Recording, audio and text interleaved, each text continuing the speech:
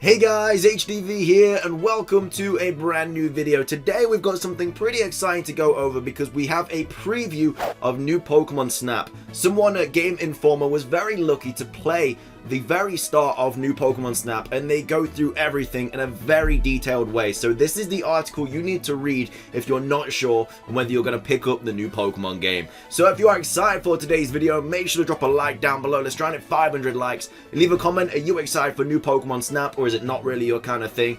And make sure to subscribe if you're brand new. We do daily Pokemon content on this channel. Keep up to date with everything to do with the franchise. With all of that out of the way though, let's get into the video and I really hope that you enjoy.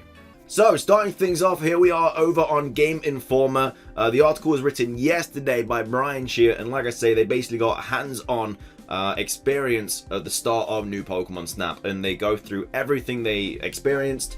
It's a really good article. It's well written. If you guys want to go check it out, make sure to, because it basically decides whether or not you're going to get it, because obviously it talks about it and stuff. But as you can see, it's a pretty hefty article. It's quite full. I'm not going to be going over all of it today because I don't want the video to be a feature-length film, but it will be linked in the description down below, and like I say, go read it if you are unsure on whether you're going to buy it. Of course, like I say, I'm going to be playing new Pokemon Snap. I'm going to be doing big streams when it first comes out. I'm going to be trying to complete it. We're going to be playing on the 30th of April. We're probably going to do like a 10-hour stream, and then the next day like another 10-hour stream until we complete it. It's going to be great.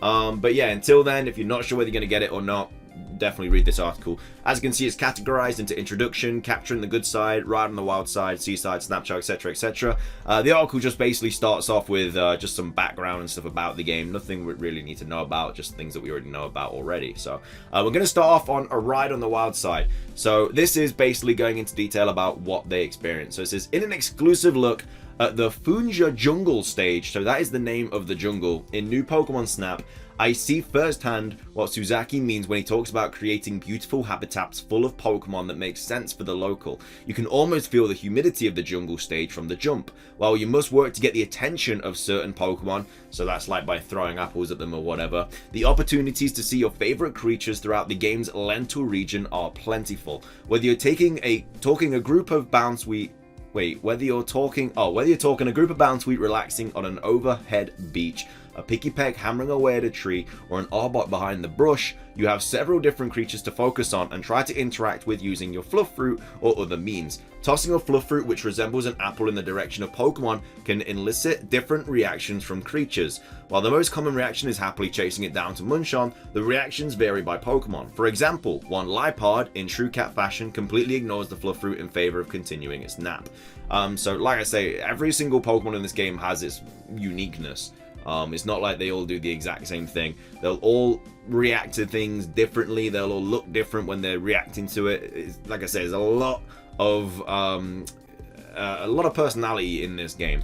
So, but obviously that's what the first jungle stage is called, Funja Jungle or something like that. And then in addition to fluff fruit, players have other tools at their disposal. So scan allows you to not only see if something is hiding beyond your view, but also garner a reaction from some Pokemon. You can use the melody tool to see if the Pokemon feel like dancing. New Pokemon Snap also introduces Illumina Orbs, which can trigger unique behavior and cause Pokemon to glow.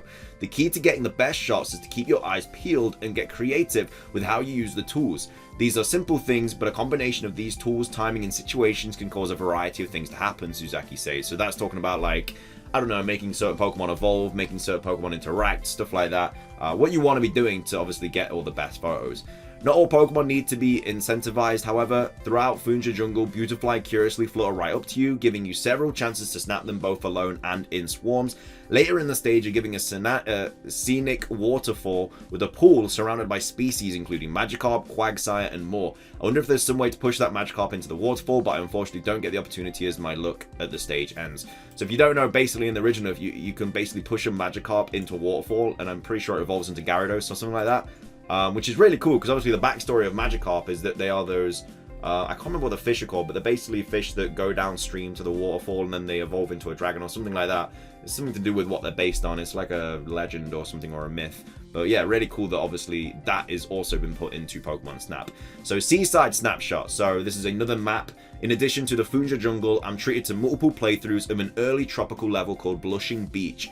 As players travel to different islands in the Lental region, they explore vastly different biomes, even diving beneath the ocean's surface in some cases, which is obviously where you're going to find Lugia and stuff.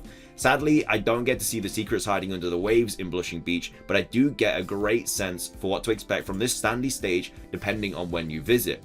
So the first playthrough of Blushing Beach I take places during the day. Right off the bat, I spot a couple of Executor frolicking across the sand as a Crabrawler scurries along, as Lapras swims in the shallows and a Pikachu playfully runs past. In the distance, I spot Favion and Wingull soaring over the sea. So as you can see, there's all kinds of different Pokemon from all different generations. It's not like one map is Gen 1, one Gen 2. They've got Gen 1, Gen 6, Gen 3, Gen 4, all in just the exact same area. It's really, really cool. So immediately I recall the fond memories I have of the Nintendo 64 original. That scene with Executor basking in the sun while other Pokemon go about their days takes me back to the first stage of the original Pokemon Snap, where a flock of Pidgey fly towards the camera before you see Pikachu, Doduo, and Butterfree hanging out on the beach. So this guy knows his stuff, which is really cool. But yeah, I like how they've also taken inspiration from the first game. We toss the Executor a fluff fruit, and it joyfully scoops it up as we snap away. We continue along the beach, but another Executor sits in the way, bringing our Neo 1 pod to a halt. We could lure the big guy away to clear the path, but instead we look to our left and notice something is bustling in the bushes. So like I say, you've got to make different decisions, because you don't have like a, as long as you want, you know, this thing's going to keep moving and stuff. Obviously there will be situations where the Neo 1 is like obviously put to a halt, which will give you more of a chance, but for most of the time you have to decide whether you're going to take a picture of this Pokemon, try and go that way. You're going to have to go through all the different areas like a few times to be able to get like everything. And then in this case they use the Melody tool on the Dancing Blossom. That's what we obviously saw in the trailer. Now that we've gotten some great shots of Blossom, it's time to move on. We throw a fluff fruit and pull out the Executor off the path so we can continue, or you can't manually stop your vehicle whenever you want. Certain encounters like this one give you a little extra time to figure out how to optimize your opportunities. So yeah, like I say, you're constantly on the clock. You got to make those decisions pronto. And then continuing down the path, they just meet the Pyukumuku. Again, we saw that in the trailer. So Finneon swim beneath us as we head back to the shore. This trip through Blushing Beach is about to be over, but not before we spot a Stunfisk lying flat on the sand. We shoot a picture of it and then head straight for the goal, exiting the daytime run of Blushing Beach. So these are like pictures of the artwork and stuff of the professor. I guess this is like the main hub of where you are. You got a couple Neo ones in the background there and stuff. And then this is the professor. This is like the main male protagonist. So after completing each stage, you select the photos you want to share with Professor Mirror, which is exactly the same as what you do with Professor Oak in the original. Each shot is given a rating of up to 4 stars. This is important as your photo decks can hold one photo of each Pokemon at each rating. Once you present your favorite shots to the Professor, he'll score them based on pose, size, direction, placement, other Pokemon in the shot, and what the background looks like. You then have the option to replace the current picture in the photo decks with a new one. I really wish that this guy just got lucky and found a shiny, just so we can kind of confirm if they're in the game or not, because still, we don't know. And I don't think we're going to find out until the game's actually released. Getting closest to the time, the fact that it hasn't been revealed just makes me feel like there's not going to be shiny Pokemon in this game, which really sucks, because when it's like based on all these different things like pose, size, direction, placement, or other Pokemon in the shot, like having a shiny Pokemon would just obviously give you more points. So I think it was such a good opportunity to put into the game. I hope they have, but as it gets closer to the release date, I just feel like they haven't. Man, it could have been so good. So yeah, if you feel we could make shots better with some tweaking, New Pokemon Snap gives you the tools. So that's basically just describing this. We can like give them eyes and stuff and like different actions and whatever, which is really cool. And then based on the photos you provide to the Professor, you get expedition points, which boost your research level for the stage. Once you reach a certain threshold, you unlock new levels for that area and time of day. So that's really, really cool.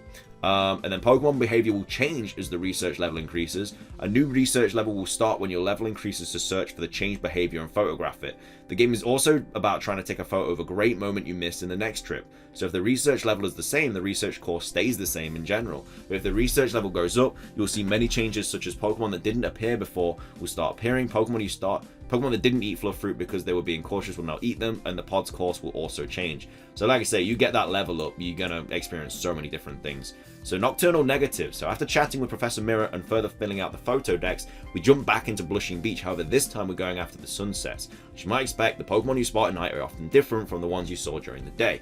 Even if the character is entering the environment, I saw a Drifblim in the background and a towering Zangoose walks around the path. We throw the Zangoose a fluff fruit and get a great shot of it smiling as it enjoys it. So we approach the brush where the Blossom were during the day. We once again scan the area. The tools tell us something sounds like it's sharpening a blade. This time, we're not graced by the playful twirling of the smiling grass types. Instead, a fierce viper emerges just in time for a photo. It's a good thing we scanned early on, as there's no executor to block the path at night. So yeah, you don't get like that little bit of extra time. So the night path is the same as the one we traversed in the sunlight, but your opportunities are vastly different. As soon as we go out into the water, Inkay floats, just more Pokemon. Scanning does a little to wake up the sleeping Splasher of Magikarp, but by tossing an Illumina Orb at it, the Magikarp springs to life. So yeah, there's different things that will do different things to the Pokemon. And like I say, this is just so much information on new Pokemon Snap.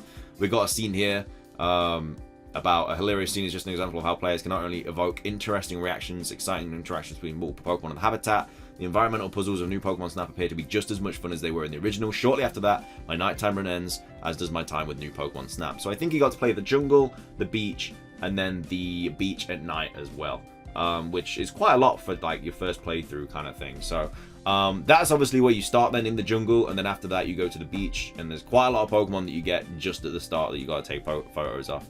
But like I say, obviously I scanned over quite a lot of the article there. If you want to go take a look at it, I advise you to if you're not sure on whether you're going to buy new Pokemon Snap. At the same time, alternatively, you can also watch videos and stuff on it, gameplay. You know, it's not long until it comes out. Like I say, I'm going to be streaming it, so if you don't know if you're going to get it or not, make sure to come out to the streams. I'm going to be playing it loads, and you can see firsthand if it's something that you want to get or not. But anyway, that's going to be everything for today's video. If you guys did enjoy it, please do drop a like down below. Leave a comment. Are you going to get Pokemon Snap or not? Subscribe. Thank you so much for watching. Have a fantastic rest of your day. And until next time, peace.